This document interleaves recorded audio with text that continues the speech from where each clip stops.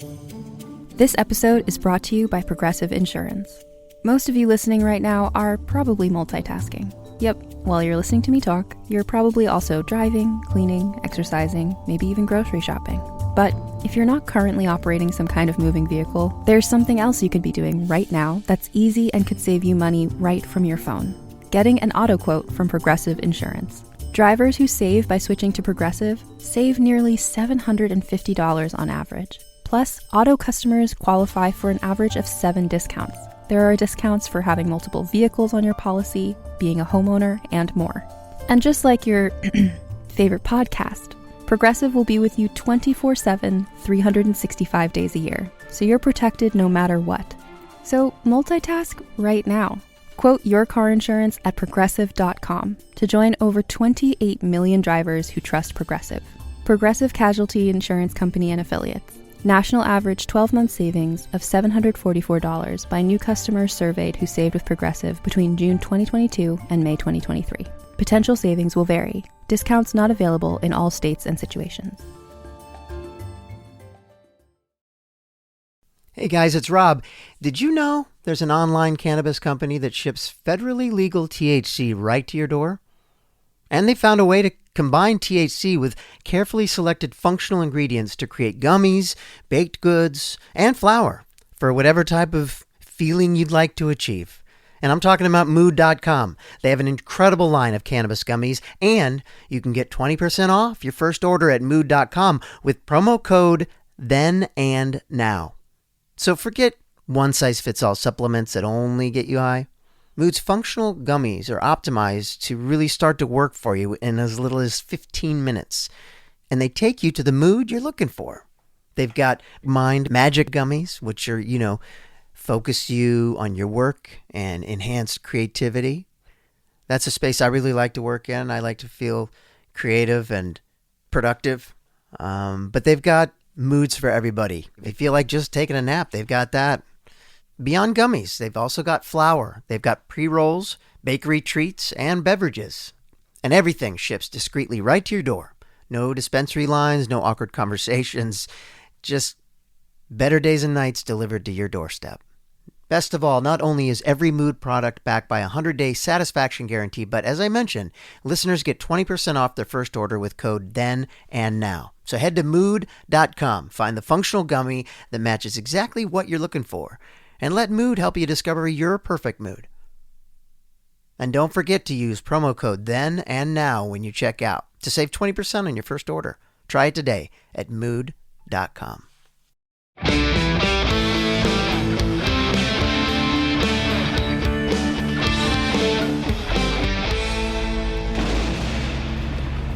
In 2005, 2 brothers hit the road in search of their father and wound up fighting demons, angels, monsters, and fate itself. Over the next 15 years, Supernatural became more than just a TV show.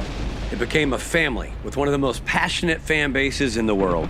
I'm Rob Benedict. I played Chuck Shirley. You might also know me as God. And I'm Richard Speight Jr. I played Loki, the Trickster, and Gabriel. And I also directed more than a few episodes. Now, we spent years making this show, but we never actually sat down to watch every single episode in order until now. And that means that each week, we're watching Supernatural from the beginning, now diving into Season 8, the year of purgatory, prophets, and the pursuit to close the gates of hell. And we'll be joined by cast, writers, directors, and the crew who help bring each episode to life. You'll hear behind-the-scenes stories, our honest reactions, and maybe learn a little about how television gets made along the way. Now, I'm warning you, there are gonna be spoilers. And remember, this is our first time truly watching the series, so if we miss a detail or don't remember what happens 3 seasons from now, well, that's part of the fun. So join us as we keep the engine running, hit the open road, and fall even deeper in love with Supernatural.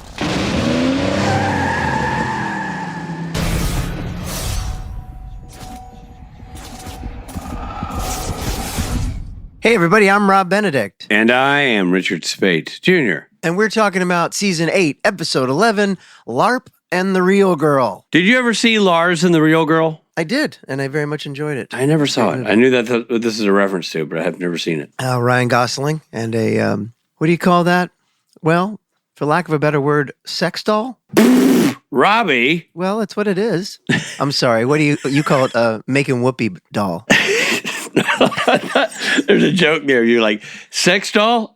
His name is Jeff Bridges. The man has a name.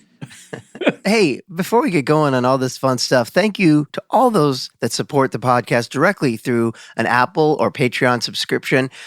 The show has bills. No, I'm not going to lie to you. We have got bills. So you are helping us keep the show on the air. You've gotten us through these first 4 years, and that amounts to 8 seasons or 7.5. So let's keep going. Let's do 4 more. Yeah. So if you're not supporting the show with a paid subscription, please consider doing it so that we can keep bringing this fun podcast to you. Yeah, and I don't want to be mopey or anything, but obviously anybody looking at the Patreon video can see that to keep the show in the air, Rob had to sell his mustache. I did. And it's been hard on everybody. No, but I got a lot more than I thought I was going to for it. So yeah, well, you look good, Robbie. I'm not saying you don't look good, and I'm not saying you can't grow it back, but these are tough times when you're selling mustaches. You know what I mean? Steve sold his house. Look at Steve's new background. Oh my God! See, that's glorious. Yeah, Steve moved everybody. That's the new estate. He moved to a different state altogether. So we're going to miss him, but we see him virtually every week, just as we do you, the listener, bringing you a summary that goes something like this. Take it, Robbie. A young accountant, Ed Nelson, returns home arguing with his friend Lance Jacobson about cheating in their live-action role-playing game, Moondor. After Ed hangs up, Lance sends angry, joking threats by text. That night, Ed wakes up in pain as a strange tree-shaped symbol burns itself into his arm.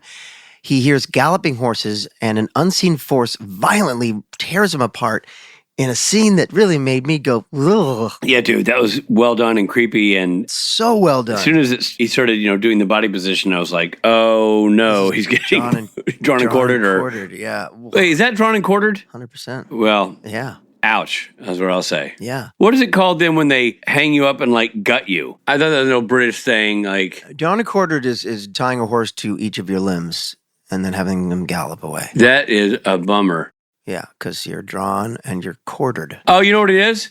So I'm reading the definition here. It says if you're drawn and quartered, let's see, to be hanged, drawn, and quartered. Oh, they weren't hanged. I guess I'm used to the hanged part. But the method of torturous capital punishment used principally to execute men convicted of high treason in medieval and early modern British and Ireland.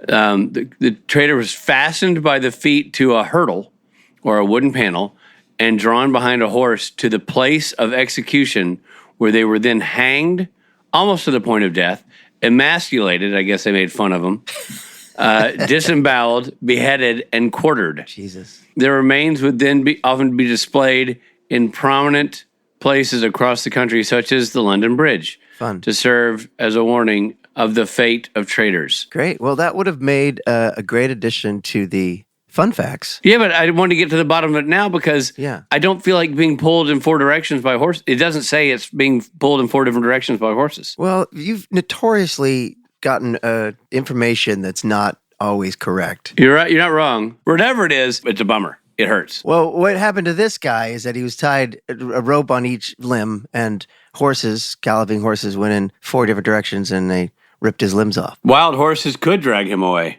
into 4 parts. Hey. Well, nevertheless, Sam and Dean Winchester investigate the murders, while Dean hopes a fun night might distract Sam from his lingering heartbreak over Amelia. It's been hours. Get over it, Sam. Snore. And perhaps lingering resentment about Amy. All right. Amelia is the new Amy for sure. They decide to take the case. Posing as FBI agents at Ed's apartment, Sam notices the symbol on Ed's severed arm. Police suspect Lance because of the threatening text, but Sam and Dean learn the messages were sent in character as part of Moondor. Now, how great was that cop? There's so much to love about this episode. Yeah. That cop being one of them. I love his line. Of course, Robbie wrote, but he delivered it perfectly, which is like, kids today with their texting and their murder. It was great. He was awesome. Yeah. He was so good. Good. It's kind of the guys who are like, oh man, bring this guy back. I mean, no, they can't. It's a Michigan local cop, but he was great. Yeah. Photos confirm Lance was elsewhere at the time of Ed's death, and also reveal the Moondor Queen is their friend Charlie Bradbury. By the way, also, let's not skip over, the guy who played Lance was awesome. Awesome. That whole interrogation scene was great. Both of them were. And then they go to the place And there are a whole bunch of other great actors that fit the bill. This is a tour de force for guest stars. Yeah. Aside from our very own celebrity, Felicia Day, but everybody around her was great. Let's pause for a moment for Felicia Day, who's like just in her element, top of her game. Yeah. And she's just as cute as she can be. And she's so good. She's so good in the role. Yeah, she's crushing it and super fun. And you buy her as the one that they're all, Yes, you do. clamoring She's to. absolutely makes total sense. Everything about it's great. Yeah. Moments after they find out that their friend Charlie Bradbury is the queen, Sam and Dean leave the station, and Lance is killed by the similar invisible force. In that interrogation room. Bled out. Yeah. Yeah, in the interrogation, he's bled out. In another scene that made me go, ugh, why did I have the fish? Yeah, no, dude, seriously, I questioned your ordering the fish, especially that early in the morning. I know, except that I watched it last night, but You did? you're the one who watched it seconds before we went to air. I always do, dude. I always watch, I almost always watch it right before we start. And I almost always never do. I almost always watch it the night before. But I thought it was great. Again, and well shot, obviously. It's just, everything they were doing in this episode so far, as you've named in your summary, has been awesome. With no other leads, the brothers head to the Moondor LARP camp. They encounter players fully committed to their roles, including the intense knight Boltar the Furious. Charlie, thrilled but nervous to see the Winchesters, admits that she's been hiding in the LARP community after her past run-in with Danger. I forgot that she kind of changed her identity and had to hide. She also reveals that there have been other quote-unquote accidents in the camp, though none fatal until now. Not wanting to run again, Charlie decides to help investigate. Sam researches the symbol and identifies it as the Tree of Pain, a sigil tied to fairy magic. By the way, how funny is it in the moment where Sam says something and they both go, the porn star? Oh, it was great. And then he was like, oh. They all three played that moment so well. I rewound it and watched it again. Sam is really funny. Dude, it's one of Jared's funniest things ever. Yes, because right? he does nothing. It's like Right. just deadpan. Totally. No real stuttering or anything. He just kind of does it. Yeah. And it's punctuated by their hilarious reaction of like, oh. Yeah, it's really well done by everybody. Yeah, really, really funny. Dean and Charlie question players, including members of the Shadow Orc faction. Hilarious. The whole thing, the whole bit about coming in and out of character. And Dude, I love the first time we meet the orc and his teeth fall out and they go, hold, and put his teeth back in. Yeah. And then when they meet these orcs in the woods, and they like, there he is, and they're real serious, and they're like, hold, just a couple announcements. We got to move this to the other playground. Yeah, so great. And of course, we'll get there, but the hold for the Frisbee is magic. Oh, it's great. So they learn from the Shadow Orc faction that the symbol has been appearing on people without explanation, that the Shadow Orcs actually saw that and then made a symbol off of it, not the other way around. While searching the woods, Charlie is suddenly kidnapped by a mysterious robed figure wearing a deer skull mask that is very scary. Yeah. You never want to see that. Never a big fan of the skull. No. And the horns. No. Sam, Dean, and Boltar track the Shadow Orcs, believing they may be involved, but discover they're victims too. One orc admits the symbol appeared on him magically and reports a strange tent that doesn't belong to any player. Oh, but by the way, I also mentioned something that made me laugh right out of the beginning of this episode or right out of the gate at the beginning of the episode, when the guy Lance is talking about, I'm the mystic and my buddy Sir Jonathan the difficult. Yeah. Their names are really funny. But he's the difficult. Yeah, totally. Sounds like a name you'd give me. The tardy. Yeah. It's like he's a mystic and the other guy is just not easy to get along with. So Sam, Dean, and Boltar track the Shadow Orcs, discover that they're victims too, and one orc admits the symbol appeared on him magically. It reports that a strange tent is down by the river, but it doesn't belong to any player. Now, do we ever understand why that one guy gets the symbol on his arm, but nothing bad happens to him? I think, didn't he say that something weird happened? What happened to him? Something that was minor. Like some of them are just like getting small things happen, and then most recently he started killing people. Ah, okay. There are only 2 people who have died. But before that, it was like minor things. And then like one woman got her feet clubbed. That was the club feet and all that stuff. Yeah. Or the hobbled. Yeah. Meanwhile, Charlie wakes up to find herself imprisoned by the masked figure who turns out to be Gilda, a real fairy enslaved by magic. Can we talk about Gilda for a second? We can. We should say, just in an overreaching sort of comment, it's a very horny hobby. this LARPing. Yeah, Because yeah. immediately Felicia's hitting on a very young elf, and then Sam's getting hit on by some gal in the computer tent. Yeah. You know what I mean? It's like everywhere people are like, who's upset? Come back to my hooch and let's Yeah, she's upset, the one that hits on Sam, that because he doesn't, Oh, she's bummed because she's got a few tricks up her ye old sleeve. Yeah. What about this is Gilda the hot. I'm Gilda the And Charlie agrees. I'm Gilda the hot. Yeah. Oh, man. So Gilda explains she's been forced to kill at her master's command and can only be freed if the spellbook is destroyed. Embracing the fantasy fully, Charlie vows to rescue her. The group converges on the hidden tent, interrupting a kiss between Charlie and Gilda. Rob, how long did you freeze frame on that? Did you just kind of sit there and make it the wallpaper of the TV and No, just a few seconds. just take a picture of it and make it the home screen of your phone? Or Yeah. And I looked up Gilda on IMDb just to make sure. Yeah, you did. Then the truth is revealed. Boltar is the mastermind. Obsessed with Moondor and Charlie, he bought a real spellbook online and enslaved Gilda to manipulate events, planning to frame others and rescue Charlie to become her hero. When the Winchesters interfered, he escalated to murder. Boltar explains that Ed and Lance cheated their way into honor guard positions with real money, making him angry and jealous. Yeah, I get that. Hey, what does Boltar remind you of? That actor? No. First of all, the actor was great. Yeah. And I've definitely seen that dude in other stuff. Yeah. No, Boltar, the name Boltar. Toy Story? Close. It made me think of Big. Voltar the... Big, yes, that's what it is, Voltar. Voltar, the mystic in that machine. Yeah. Oh, yeah, right. Well, Boltar orders Gilda to attack, turning fantasy weapons real. Chaos erupts as enchanted armor grabs Sam. In the struggle, Dean knocks the spellbook loose and Charlie destroys it, stabbing it, freeing Gilda and ending the magic and getting to be the hero that she wanted to be. Gilda takes Boltar with her to face fairy justice before returning to her realm after sharing a final kiss with Charlie. Yeah. Afterward, Charlie tells Sam and Dean she's done running and will stay in touch. Dean apologizes to Sam for thinking distraction alone could fix his pain. However, the brothers are still down for a little fun before moving on.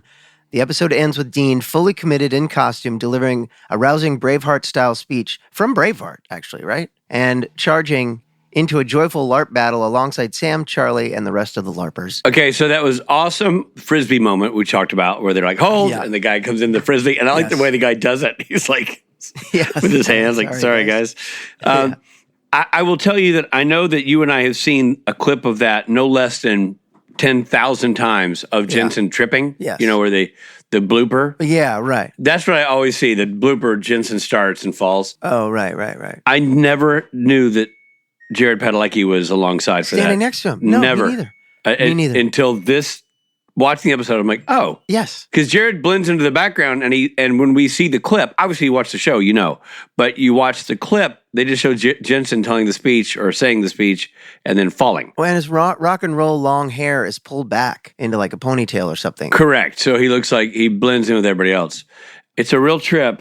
Also, nothing for nothing. And you can't go back in history and solve this problem.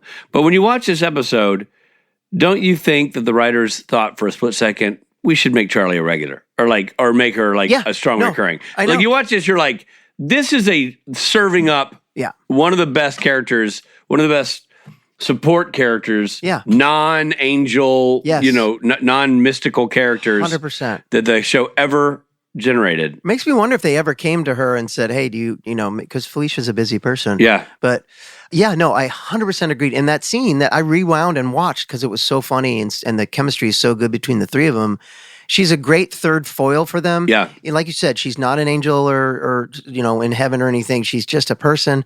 She's great. She's so charming and she's not a threat to either of them. And there's, No, but there's also still chemistry. I mean, it's not there's like chemistry, but it's not sexual chemistry. It's friend chemistry, But they kind of they both share a sort of a whimsical look at love, those two. Yeah, but I think that, I was kind of looking for that and there really isn't. No, I'm agreeing with you. My whimsical look at love is not at each other. They sort of both have Exactly. They both agree that a girl would be hot or something. You know what I mean? There's nothing that Felicia's done in the show that hasn't been entertaining, but this was a high watermark. Yeah, this is great, and I know there's more. But she's so good in it. I love how they subtly introduce the fact that she identifies as queer. I think that that's really well done. Yeah, it's well done by not being done at all, really. I mean, they kind of, they don't hang their hat on it, right? It must have been ahead of its time for talking about something like that. I guess so, yeah. But also, yeah, it's just really well written by Robbie Thompson. I mean, really, he never turns in an episode that's not great. And this is among his best. I forgot that he wrote this, to be honest.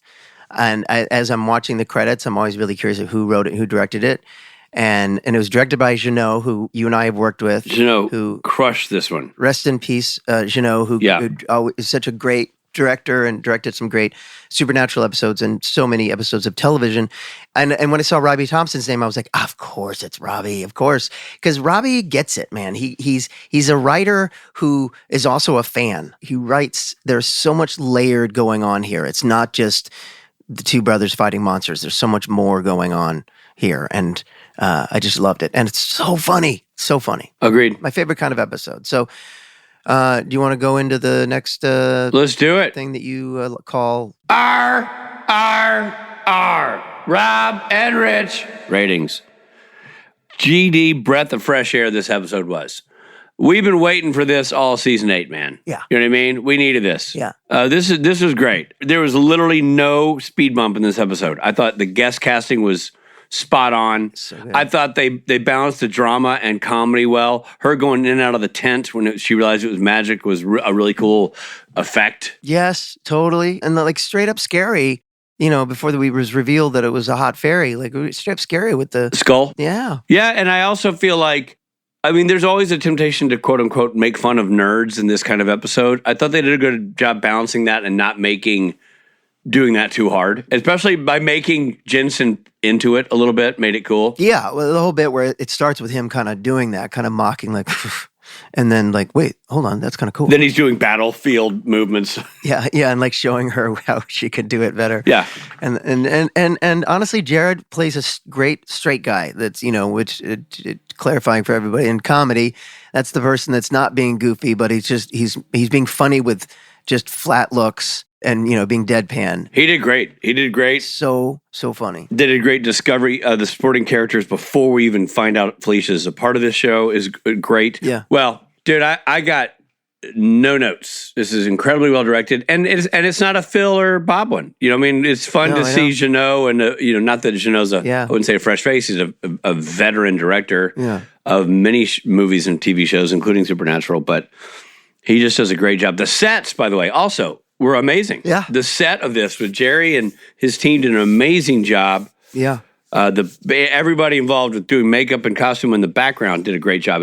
This was a big production, and it did not disappoint. I even believed the blood more than I have before. That's why the drawn and quartered, maybe that wasn't drawn and quartered, that whole thing was when they come in to the crime scene and there's blood, it looked like real blood. In the past, it did not always look like real blood, but this really looked real to me. Yeah, I agree. All right, where does that leave you, beard-wise? Easy, baby. This is Stapleton for me. Hey! And we haven't had one in all season 8. We haven't even had, like, last week was Waylon Jennings. Yeah, Stapleton adjacent. No, that's not, I mean, because I purposely, Waylon is badass, but like for me, if I'm in the Waylons, Kenny Rogers, that lane, it's solid, but it's missing that thing that makes Supernatural really unto itself, unlike any other TV show. But it's another full beard. This is that. Sure. This was like, we got it. Yeah.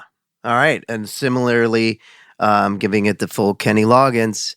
I'm going to go late 70s Loggins and Messina Loggins. Great. Our favorite Loggins. Is that, that's our top Loggins. I mean, my top Loggins is the Top Gun Loggins. Top Gun, 80s Loggins. But, you know, there's not a bad Loggins. Dude, I couldn't agree more. Because if I was LARPing, I'd LARP as Kenny Loggins the Great.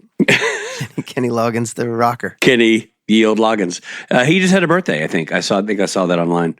Oh, really? Happy birthday to Kenneth Loggins. Huh. Yeah, dude. Nice to have one that I knew as we were watching this is, as I was watching it, I'm like, there's no way Rob's not loving this. This is a great episode. We're going to finally be able to really link arms and dance with glee down the road of Stapleton and Loggins. Well, I have to tell you, I at the beginning of the 2 scenes in, I was like, this is going to be a Loggins. Like I just knew it was going to be a great one. Dude, as soon as I met the cop. Yeah, the cop. Cop was so great. The cop was so great. And then Lance, that interrogation scene. Guy had one 2 scenes. Yeah. And he was phenomenal. Yeah. Yeah. And the guy who died at the very beginning, I thought in that scene, he's really good coming in the door on the phone. And nevertheless, on we go. On we go. You know what? I'm excited about the person we Me too. brought in to chat about this. It makes total sense, don't you think? He probably has recurred on this podcast more than most. He's our friend Brad Creasser, who we usually have on to talk about his work as the first camera operator. But in this episode, he was the DP, the director of photography, in charge of all the cameras. All the look, all the lighting. And so we're going to talk to him about that. In fact, let's do it right now. Here's our talk with Brad Creasser.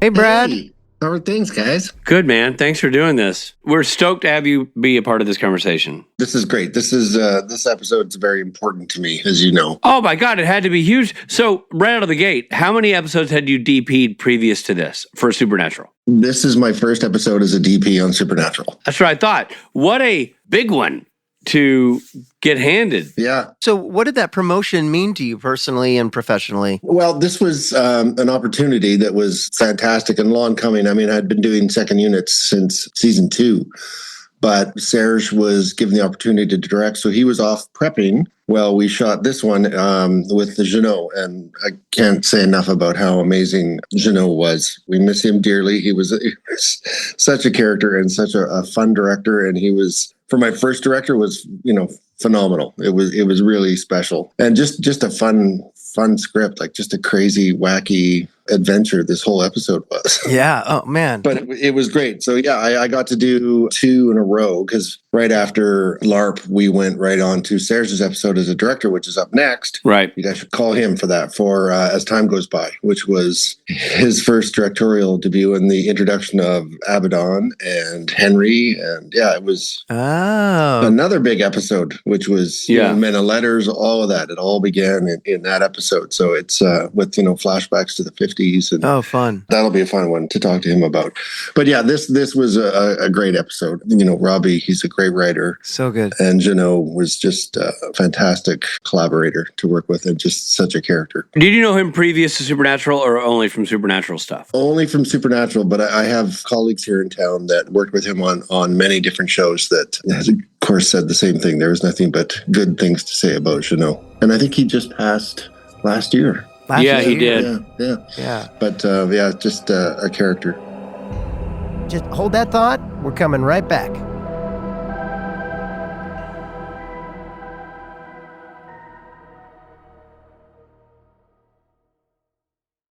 Hey, it's Richard Spate Jr. Now that the holidays are over, you might be feeling like you got a big spending hangover. The drinks, the holiday food, the gifts, it all adds up. Luckily, Mint Mobile is here to help you cut back on overspending on wireless this January. How? With 50% off unlimited premium wireless. That's right, half off unlimited premium wireless. Mint Mobile's end of the year sale is still going on, but only until the end of the month. Cut out big wireless's bloated plans and unnecessary monthly charges with 50% off 3, 6, or 12 months of unlimited. All plans come with high-speed data, or data if you're one of those guys, and unlimited talk and text, delivered on the nation's largest 5G network. What's up, G? And you get to use your own phone with any Mint Mobile plan. You don't have to say goodbye to that old buddy. He's sticking around for 2026, if you so desire. And bring along your phone number. Why not? Let people reach you. You get to do that and bring all of your existing contacts. I tell you, it's a no-brainer. Mint Mobile is used in the Spade House. There, I said it. Why? Value. Also, why? Because it does what it's supposed to do. It's got great connections. The data is zippy. It's everything I want a phone to be, and it's not costing me an arm and a leg. I like my arms and legs attached to my body. Thank you very much. So this January, quit overspending on wireless with 50% off unlimited premium wireless plans starting at just $15 a month. Where? At mintmobile.com/supernatural. That's mintmobile.com/supernatural. Limited time offer, upfront payment of $45 for 3 months, $90 for 6 months, or $180 for 12 months. Plan required. $15 a month equivalent. Taxes and fees extra. Initial plan term only. Greater than 50 gigabytes may slow when network is busy. Capable device required. Availability, speed, and coverage varies. See mintmobile.com. Hey guys, it's Rob. And it's a new year. You know what that means. Colder days. Unless you're in Los Angeles, it means maybe rain and some clouds and a lot of pretending like it's cold days. But either way, this is the moment your winter wardrobe really has to deliver. If you're craving a winter reset, start with pieces truly made to last season after season. Not just this season, but many seasons to come. Quince brings together premium materials, thoughtful design, and enduring quality so you stay warm, look sharp, and feel your best all season long. Quince is made from premium materials by trusted factories that meet rigorous standards for craftsmanship and ethical production. And Quince has everything you need this winter, whether you live in Los Angeles or you live in New York or somewhere in between. They got men's Mongolian cashmere sweaters, wool coats, leather and suede outerwear, because who doesn't want to look cool in the winter? And these are all items that hold up to daily wear, still look good. You see, by cutting out the middleman and traditional markups, Quince delivers the same quality as luxury brands, but at a fraction of the price. The result is classic styles you'll love that hold up year after year. I've really been enjoying these ultra stretch smart chinos. It feels like sweatpants, but it looks like really cool slacks. But they've got all sorts of things, and it's really true. The fabric is so well made. It's clothes and a company you can trust. Refresh your winter wardrobe with Quince. Go to quince.com/STN for free shipping on your order and 365-day returns. Now available in Canada too. That's QUINCE.com/STN. Free shipping and 365-day returns. Quince.com/STN. Thank you for supporting Supernatural then and now. And now, back to the show.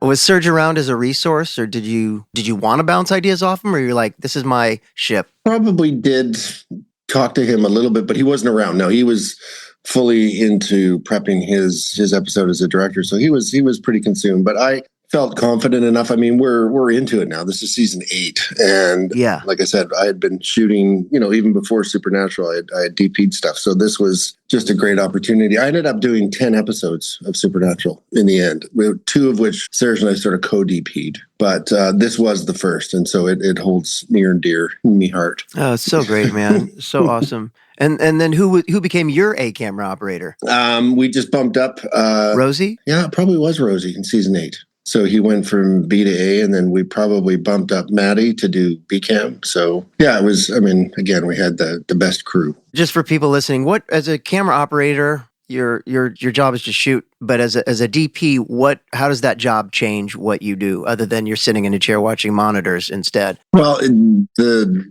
job of the DP is to try and help the director realize their vision. So we'll block out a scene, and in prep, we'll do as much as we can too. We'll go through the scenes. We'll talk about how we're going to shoot it, what our axis is going to be, which is the line of coverage, what angles we're going to look at. When you're scouting a location, okay, we're not going to look this way, so the trucks can be there. But getting the story told is what it comes down to. So the director will show up with a plan, generally.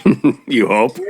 You hope, right, Rich? Well, and if they don't, it's kind of on you to go like. Well, then it is. It's on the operator. It's on the AD. It's on the DP. In this situation, yeah. So we are there to support the director. If they're not a technical director, that's okay. Just tell us what you want to see, and that's our job to bring it to the screen. And that's working with the lighting department, with the grip department, with the camera department to get it on its feet and put it together. Are you kind of in charge of those departments? Yes, the director of photography is in charge of all the technical aspect side of the process. So I will delegate to the gaffer what lights I need and where. He'll delegate to his people the key grip. Okay, we need to put a silk over top, so let's get that going. And then the camera operator will be like, okay, this is what we're going to see. So, okay, is this safe? I can put a light there. I can put a stand here. Right. But yeah, it's overall just quarterbacking. He's the general. I'd say the DP is the general of the army. Of the crew. Yeah, but it's a great job. So when you're DPing LARP, were Jensen and Jared difficult? Or did they make your job easy? This is because you'd been elevated, so to speak. You know what? That was the great thing about this and this whole cruise, that you have the support of the cast, you have the support of the crew. Yeah, I mean, the usual shenanigans in there, their ribbing of me did not decease just because I was now in a new, more powerful position. Right. But I think they enjoyed it. Jensen, especially, I think he had a real kick on this show. I mean, I don't want to speak for him, but it's so fun. You can see that his character. They had so many little quirks for him, and he brings that extra thing to it. But it was a really fun episode. It was a challenging episode. We filmed it in the fall in a park in Burnaby, which was actually a disc golf course, which is funny because I'm a disc golfer. Oh, wow. We built all those tents, that little village, the medieval thing, and we shot all day. And then when it got dark, we went into the tents. The tents were practical. Oh, that's awesome. We filmed everything inside, but it was tough to light. We had a very minimal grid rigged, especially in like Charlie's tent and the computer tech tent. The only set was the ferry tent. Right. Okay. I wondered that because that was a big one. Yeah, we were in those tents after it got dark, and sometimes it was like torrential rain. I mean, this is October in Vancouver, so wow, it's amazing that we were able to pull it off. But it was tough to light in there, and they were not very big spaces. So you can imagine like a crew in that tent with 2 cameras.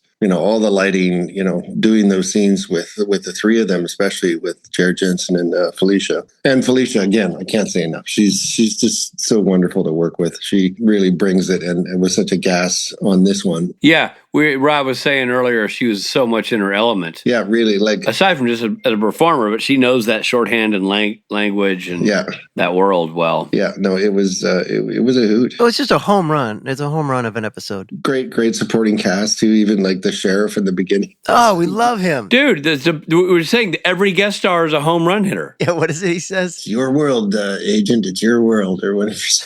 You guys do whatever you want to do. No, he made me laugh a couple of times. So yeah, you guys tell me, what did you guys like the episode then? Did we get? Oh, we loved it. It was our favorite of the season by far. Really? Okay. And I also question, you had this very cool set, and there seemed to be a lot of exterior stuff. It looked like the weather helped you. It didn't look like it was pouring rain. No, there were times you can see that it was raining, and of course, so we're trying to put up a little bit of a rain cover. Well, you did a good job because it doesn't really ever look like they're just walking under a fly swatter or anything. No, and we were cramped, so I couldn't even use a proper fly swatter because we're in a park. So I think the best I could do was 12 by 12 over them. That's on what we called a Heath Robinson, which is just a one stand with one pipe, and then you rig a 12 by cover over it, and you crank it up, and you just kind of move it in over the actors as you go. But the walking stuff was challenging, and we had the one night scene in the forest, which was I bet. Which was tough. But it was rain. You could see it raining. You could see it in the beam of the flashlights, even in the night scene. Yeah. But it's very subtle. Like we got lucky. But I think you're right, though. I think the mood of the weather helps the show. Like, I think if it had been bright and sunny, it might have been a different thing. I kind of like that it was just a nice soft canopy of overcast while we were shooting. It just kept a nice even look to the whole thing. And it was consistent throughout. I don't even think we had any sun pop out. But overall, I was very happy. I mean, it was my first full DP as on Supernatural, and I look back at it now and I'd be like, change that, do this, do it differently. But that's how you learn. Going into it, what were you most nervous about? Everything. No, it's just I bet, man. I was grateful to get a very experienced veteran director like Jeannot, who I didn't have to worry about his side of it. I just had to worry about keeping up with him. And he was in his 70s, by then, or late 70s. And I've got some information here. Jeannot was a legend. He died in January 2025. Yeah. He started directing Ironside in the late 60s. He directed into his 80s. Grey's Anatomy, directed Grey's Anatomy. He directed Jaws 2 and Supergirl. Yes. Yeah, we talked about those. Yeah, no, he had quite a career, and I heard that he spent his last few years at his place in France, which is ideal. At least he didn't. But again, there's a certain breed of people like that are lifers. That they just want to work. They just want to work. They love what they do. Yeah. And they keep going as long as they can, and that's their joy. That's their passion. And but it's nice to see that in the end you get a little bit of retirement time too. Yeah. Not a tall fella. Like a tiny little funny guy. He's a real character. He had so many funny sayings. He would just spout these things off in the middle of the day. Yell at the AD. He's like, how many Advil have I had today? And we're in the sea of despair, but we're sailing towards the beaches of hope. As the day would progress. It was he was. That's hilarious. He was a gem. He was a real gem. I don't know if you're aware of this because I think it's more on the convention circuit, but the blooper of Jensen running as William Wallace and wiping out. I mean, I've seen it a gazillion times. It's my only reference to this episode previous to watching it today. Oh, okay, good. Because I'd never seen it. So it was baffling how many times I've seen that clip. So really, your work has been viewed by probably more than Sayers for that one little one little loop. It was like, we did that scene first thing in the morning because the light was beautiful. There was our sunny day, which was perfect, and we're doing the big speech and of course Holt, the dude with the Frisbee. That was great. Yeah, we know that bit so well because we see it. We thought that Jared was so good in this episode too as the straight guy. Like he has a lot of like deadpan things like that. Like I know. It's like when they're heading into the tent with Charlie, and Jensen picks up the sword he's playing. And he's like, dude. Yeah, totally.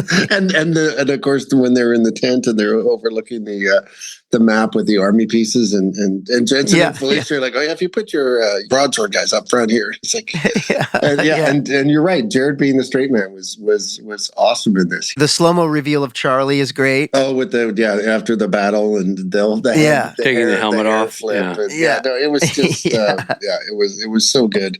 But it was, I mean, logistically and it was a tough episode to shoot just because, you're in a muddy field and you have a whole bunch of extras, but the costumes were great. I actually have pieces from that episode. I have one of the red and white tunics that I got for my tickle trunk, my costumes for Halloween and stuff. Amazing. What'd you call it? Your what? I have this is a Canadian thing, so some of our listeners may understand it if they're from Canada. There was a kids TV show that we grew up on called Mr. Dress Up on TV in the morning when we were kids, and he would have a tickle trunk and that would be full of costumes and he would change costumes throughout the shows. And so I've never seen the show and I don't know the host, but canceled.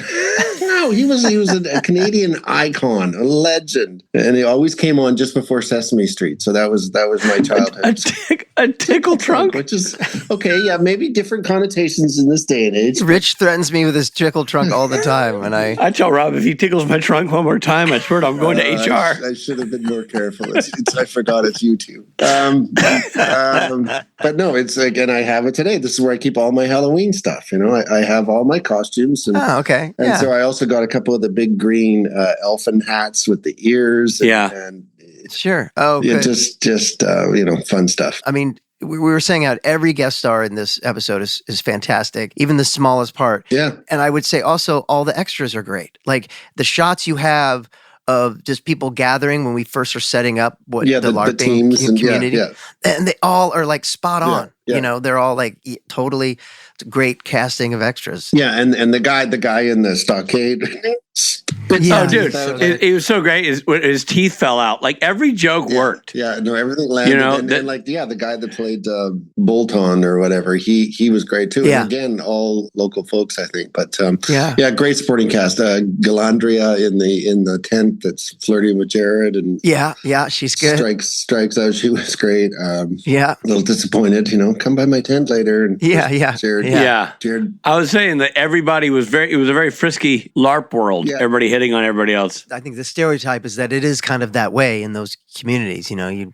there's an element of that to it as well. 38 years old, living alone in your apartment with a bunch of toys. Now, did you guys talk about visual references going into it? Like, was Princess Bride talked about at all? I think it might have come up, yeah, because there's certainly, as soon as Jensen got into the wardrobe, I mean, that was just, we were all just killing ourselves laughing, and he just owns it, right? He's just, as Jensen does. But I think we did talk about like just, we looked at references of these kind of events that it really exists. These LARPers, these Renaissance fairs, all that kind of stuff. But the wardrobe department, I think, did an amazing job.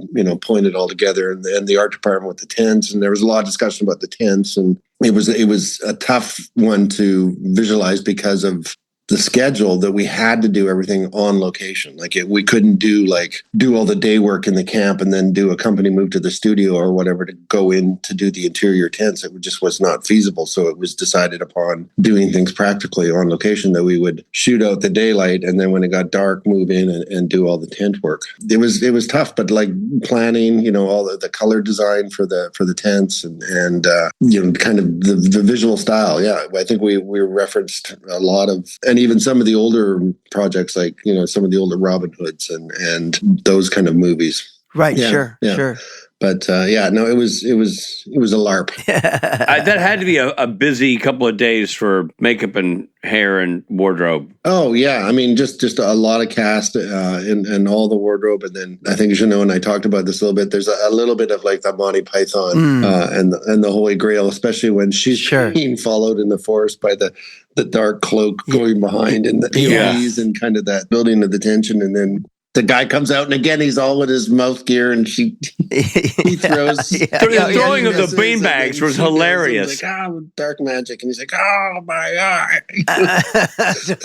I love the beanbag throwing was hilarious. And then the Knights of Knee, that big one comes, elk, head. That was very sort of, to me, kind of reminded me of the Knights of Knee from Holy Grail. Totally. And then a beautiful fairy is revealed. Oh, Rob, did you notice the beautiful fairy? You didn't say anything about her in our we talked a little bit about initial conversation. Beautiful fairy. I mean, beautiful is your word. I was saying more factual things, like she was a fairy. It was again, stem to stern, such a solid cast. And it really does kind of make or break an episode that's this expansive. Like when your guest stars are this good, it just takes one concern off the table. Yes. Yeah. And what's cool is that, and I think it's become it's sort of a quirky episode for sure for Supernatural. I mean, we did all sorts of crazy stuff, but it's still classic. And Brenda and I were watching it again last night, and I just crack up, and she kind of gasps every time. But I don't know how many teasers we end with like blood splattering on the wall or on totally almost every one. Somebody's getting torn apart, and but for not your typical Supernatural episode, but I think it probably holds up really well. I think it's you guys would know better than I if it's a fan favorite. It is. Before we watched it, I said to Rich, I think we're going to like this one because I recognize it as a fan favorite. I'd never seen it before. In fact, I was sure that there was going to be the Braveheart scene, but when I'm watching the whole episode, I'm like, I guess that must be a different episode. Dude, I was thinking the same thing. We got all the way to the end, and I'm like, and they were walking away in civilian clothes, like Sam and Dean, and I'm like, they're kind of wrapping it up, and they're like, but it was kind of nice. It's a juicy surprise for the ending because nice little button. This might be something that you can't answer. It might not fall under your department. It doesn't fall under your department, but I was just curious. It was so obvious when Rob and I were watching it how great Felicia is with those guys.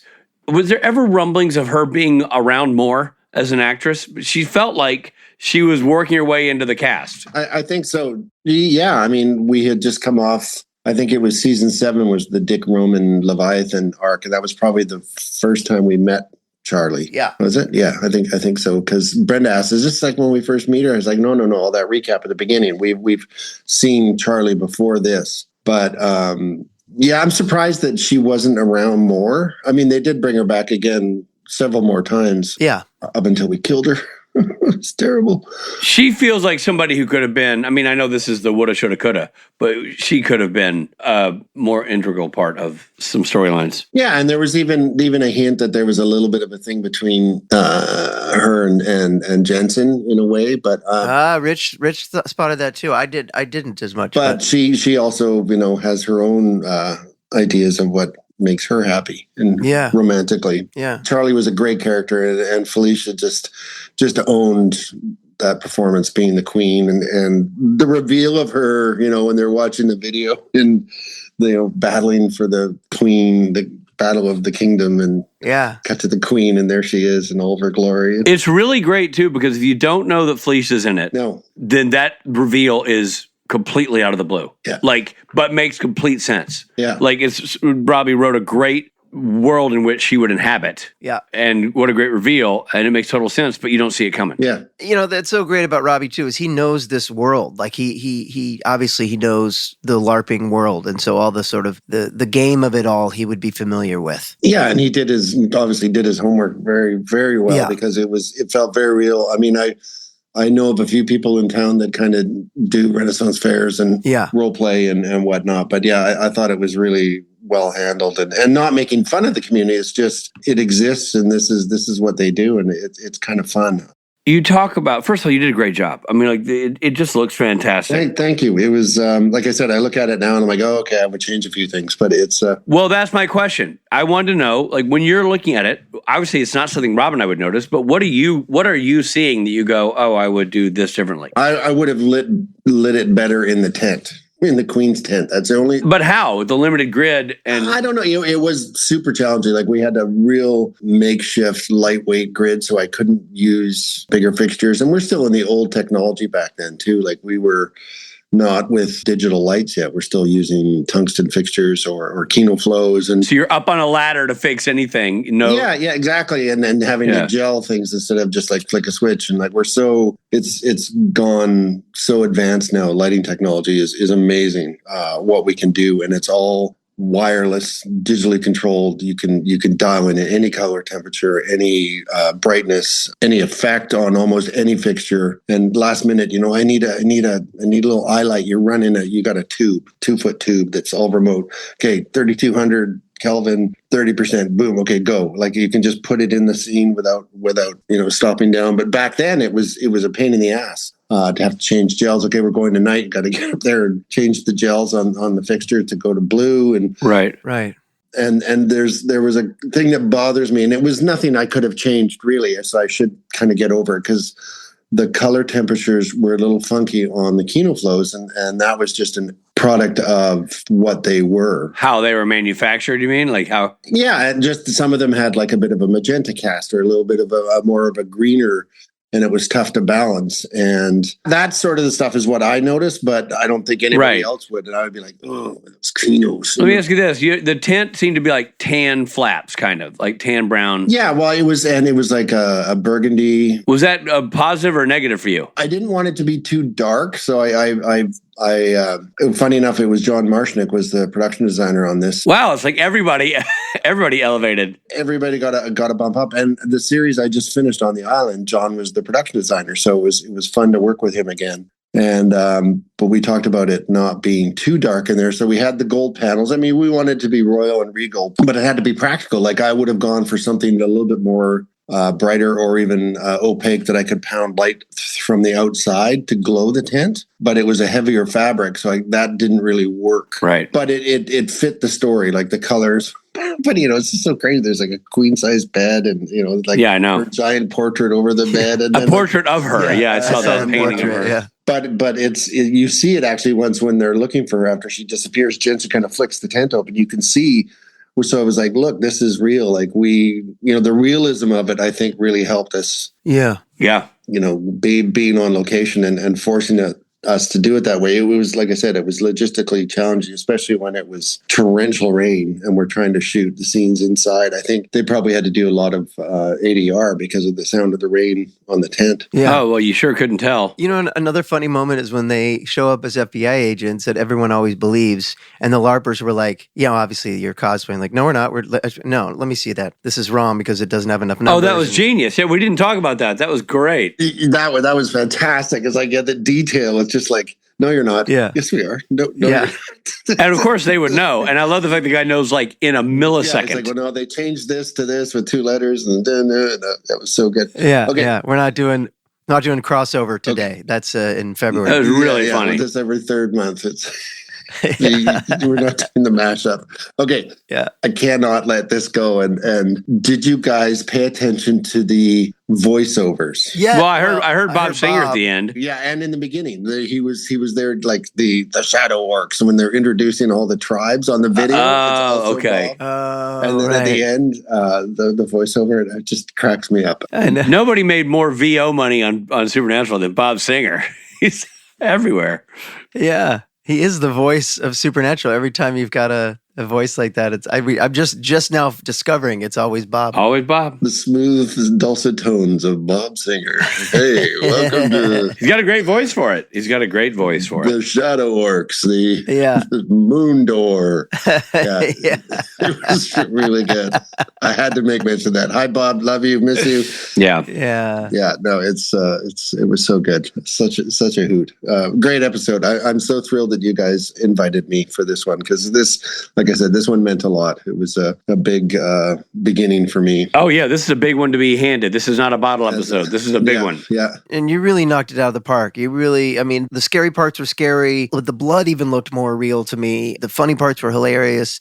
You know, it's not easy to do this tone within a tone. You know, you have a show that Supernatural has its own tone, and then within that, when you do this kind of episode, you got to establish this other tone, which is the Ren Fair, and you it's not an easy job, and you did it great. Well, I appreciate it. Yeah, You and did. even the apartment in the teaser when Buddy gets home and all of his toys and Yeah. it was definitely a challenge, but I appreciate that. But it is, it takes a village, and having the love and support of the cast and crew, really helps, you perform. Well, never has the phrase "it takes a village" been more apropos than talking about this episode. Oh, look at that. I didn't see what I did there. I didn't even know what I was doing. Dude, great job. Great work. Thank you, fellas. First DPing for you on what has turned into a long line of career DPing. So congratulations. Appreciate that. Or DOPing, as you say up there. I'd like to say cinematographer. I'm a Cinematographer. cinematographer. With a capital PH. Yes, agreed. This sounds more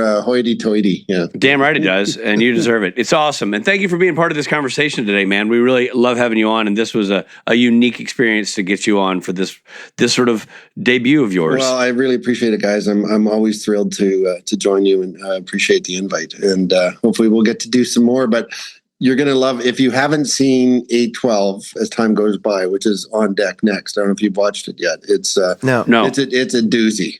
All right. And Sarah did a great job, and there's some crazy moments. It's a ride too. So I was very fortunate to get Great. a couple great episodes. Oh, yeah, you DP'd back-to-back Yeah, ones. That's right. yeah. Okay. So next up is you as well. Great. Can't wait to see your handiwork. Not intimidating at all to have to DP for your boss, who's the DP. This Oh my God. directing. Yeah. He's like, yeah, no pressure, Brad. No pressure. No, not at all. Who's this boss? He's like, I'm not saying anything. He would just sit back in his chair, dodging bullets. I just will nod disapprovingly from over Yeah, here. I will just scowl when I see something I don't like. I'm like, yeah, it was that was nerve wracking, but you'll hear it from the man himself. Awesome. Awesome. Well, thanks, fellas. Always a pleasure. Yes, Nice to sir. see you, Always buddy. a pleasure. Thank you, pal. It goes by too fast. Oh, you'll be back. Don't worry. Okay, well, hopefully Yeah. see you guys down the road soon. Hey there, this is Jared Padalecki, and I hope you're enjoying the episode. But we gotta pull over for a second for some messages. What if I told you that 2026 is the year you launch your business? Maybe you've got an idea you just can't shake, or that hobby that everyone in your life is telling you to sell. Taking that first step and finally taking action can feel impossible. But with Shopify, all you need to turn your dreams into your new future is at your fingertips. Make 2026 the year you transform into the entrepreneur, founder, and boss you were meant to be. And the one powerful move to make it all happen is starting your business with Shopify.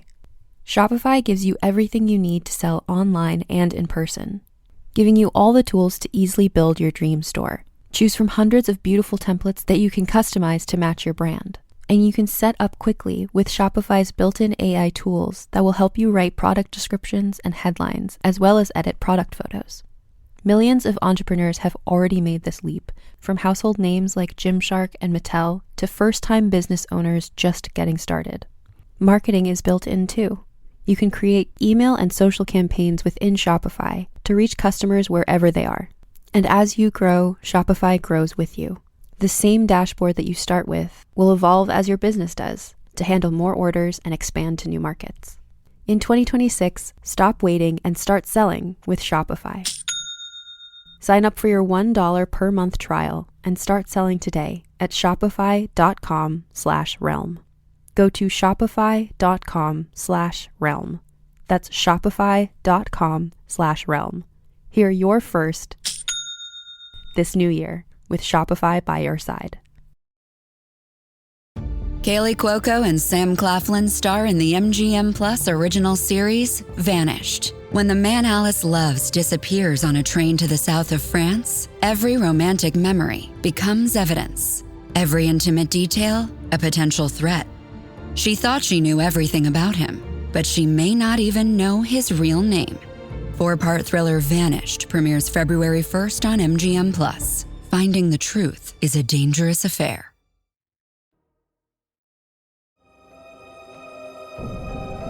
Hey, guess what? We're back.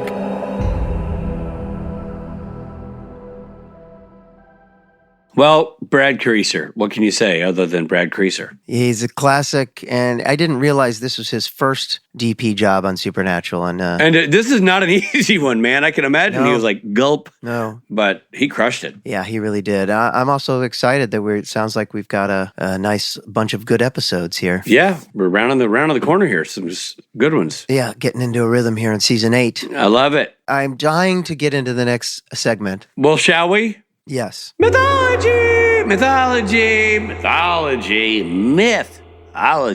Now, you're always talking about the Celtic Tree of Pain, but I wasn't as aware of it. It's a unique to the world of Supernatural. What is true is that the Celts did have sacred trees.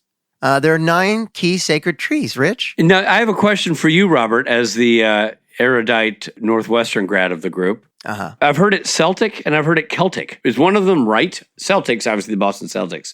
But I've heard people say like, oh, Celtic, blah, blah, blah. Are they both considered correct? I think they're both considered correct. I just don't know. Well, food for thought for next time. Yeah, I mean, drawn and quartered, I don't... you call me drawn, I called you quartered. You know what I'm saying? Yeah. All right, well, Robbie, I do have some favorite sacred trees. Why don't you just give me all 9? Well, first of all, it's oak, because it's the most sacred and it symbolizes strength and wisdom. Okay. And then there's ash, which is linked to the world tree. And it represents healing and connection. And Chad Lindbergh. If there's a knot in that particular tree, it's called the ash hole. Oh. That is a very specific part of the tree that's means something else, but we'll get back to that maybe or not. It's also Chad Lindbergh's character on Supernatural. That's exactly right. Yew, which is Y-E-W, as it's written here, is an evergreen tree symbolizing the cycle of life and death.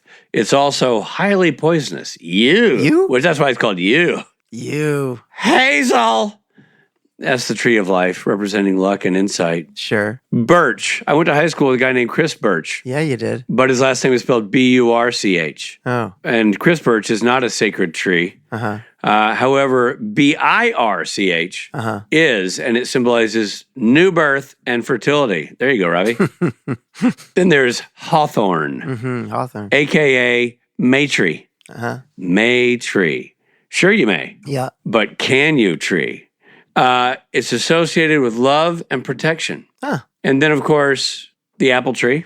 Apple. Represents health and happiness. Health and happiness. Holly tree. Holly. It's a powerful and protective tree. Yeah, she's a good one. And then, number 9, the mighty alder. Alder. Yes, symbolizing resurrection. And, ironically, wet grounds. And wet grounds? So if you have any wet coffee grounds, it has something to do with elder. Oh, so those are your 9 sacred trees according to the Celtic or Celtic, depending on who you are. Yeah, it's all I guess, mythology. It is mythology.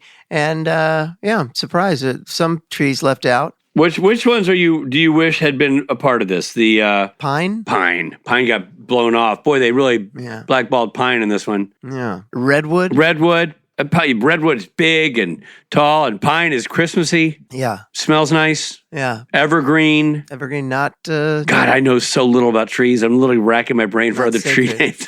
I can't think of anything. Dogwood. Dogwood, the old dogwood. Yeah, dogwood tree. I mean, all of them have just become street names. I feel like, you know what I mean? Oh, yeah. Take a left on Oak. It's funny. As soon as you said street names, I was thinking like the streets, but you mean actual. Street names. I just feel like even all those are just like... A left on Maple over to Alder. I feel like I know someone who lives... Maple. I just love a tree. There you go. Are you going to leave out Maple Celtics? Yeah. I don't know if that's the Celtics doing it or if that's... Not the Knicks. The Knicks would never. Well, that's a lot of mythology. Mm-hmm. Hopefully, we're just on an escalator up here because we're entering the next phase, which is... Fun facts! Fun facts, fun facts, fun facts. So fun.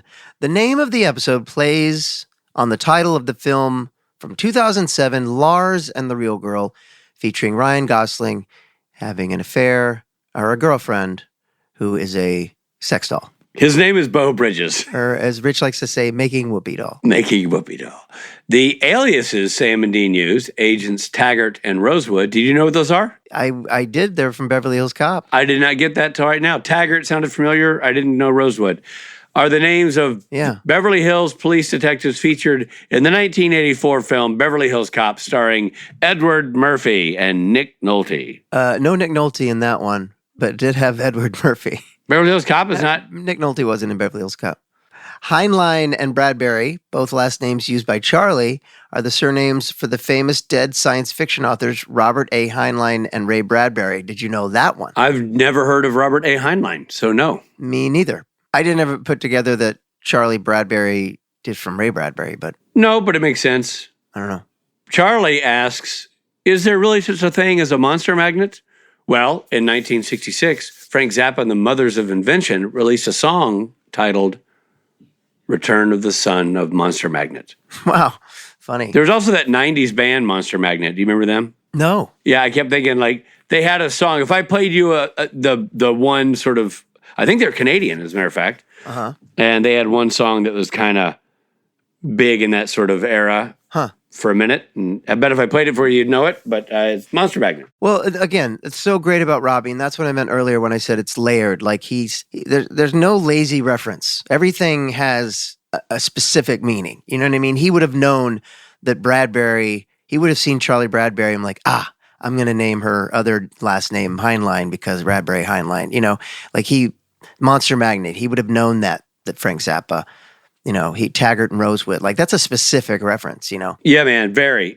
You got to know your stuff, or at least know where to find your stuff if you're... Yeah, but he just knows. He's that guy. In the computer tense scene, a player is seen playing Dragon Age 2 on one of the computers. This is a reference to Felicia Day, who voiced and gave her likeness to the character being played in the video game. Again, I bet that was in the script, and I bet that was something that Robbie knew. In 2013, the episode was nominated for a GLAAD Media Award in the Outstanding Individual Episode in a Series Without a Regular LGBT Character category. Oh. That's so awesome. That's awesome. Yeah, and because it's really well done, the way that they do that whole thing. And God, you got to wonder what beat it. It's done so well. I'm surprised it didn't win. Well, really a lot of respect that it was nominated. I know that Robbie wrote an airtight script, but knowing that Felicia knows the world so well, I wonder if there's any little comments or jokes or any buttons that she added. Honestly, he's such a good writer, and because I've been in an episode that he wrote, everything is in there. You know what? One thing I was wondering specifically, there's a specific one that I was wondering. I wonder if that was her or him, and you can tell me what you think. When she says BT dubs. I bet that was him. You think it was him? Yeah. That was so clever to me. It took me a second. I'm like, BT dubs. Oh, that's clever. You know why I didn't get it right away? It's because I had because I watch it at night, as I said, and so I'll have the subtitles on. Oh. So that I don't have to turn the TV up too loud. So I'm reading as she speaks, and it says BT, new word, dubs. And I was like, BT, oh, by the way. Yeah. You know, but reading it out really confused me even more. Yeah. So I'm with you. I'm with you on that.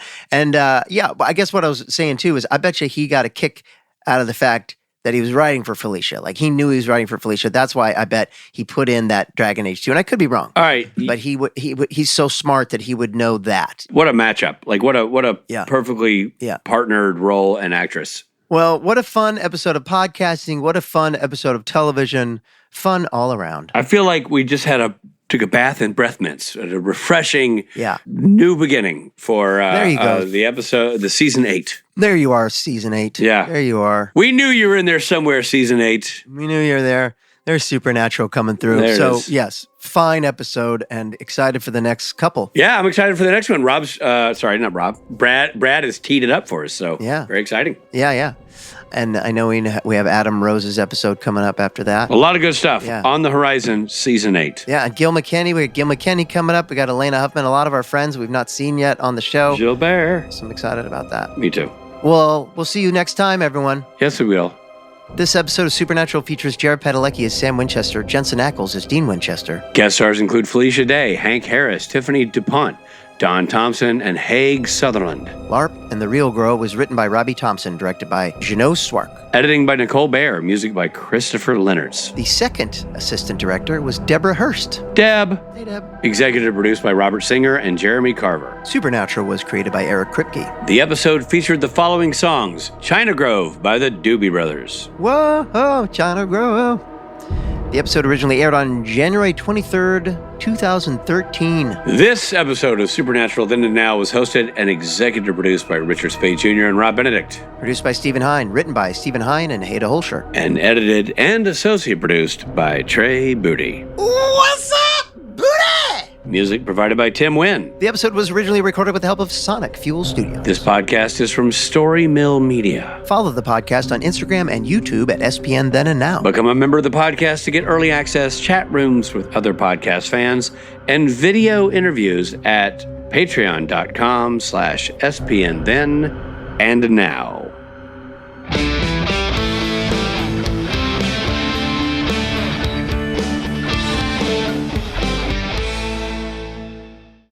Where is China Grove? What is that a reference to? I don't know. Yeah, I thought you might know. In China? Fitting that it's tree related. We're giving all of our mythology about trees. Ooh. Nice.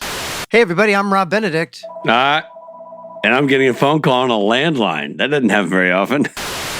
Right on cue. Do you need to hold? You really don't hear that? I think Trey will be able to hear it, probably. I've got a chainsaw going outside my window, so. Oh, Steve just gave us the stink eyes. He was like, "What, you dorks? We don't know Heinlein." Oh, you know why? He knows it? Because it's got Hein in there. If it had been Robert A. Spateline, I'd know it. Start over. Sorry. Take 2. 2, 3, and... Story Mill Media.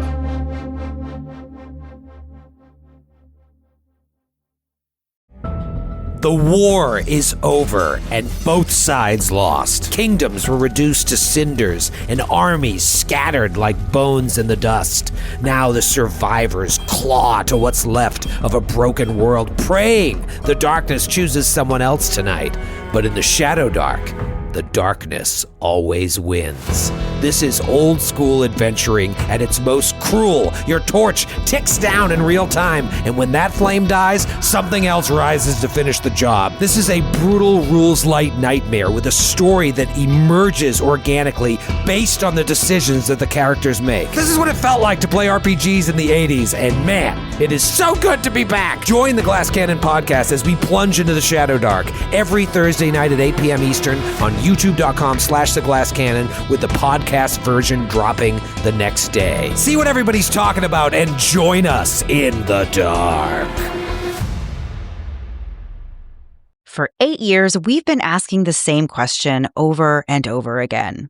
How did this happen? My name's Mandy. And I'm Melissa, and we're the hosts of Moms and Mysteries, the true crime podcast with over 55 million downloads. We're 2 Florida moms who are obsessed with mysteries. Each week, we do deep dives into fascinating true crime stories.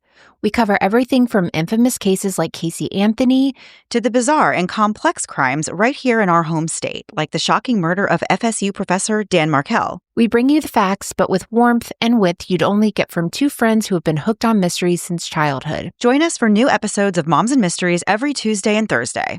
Listen to Moms and Mysteries on Apple Podcasts, Spotify, or wherever you get your podcast.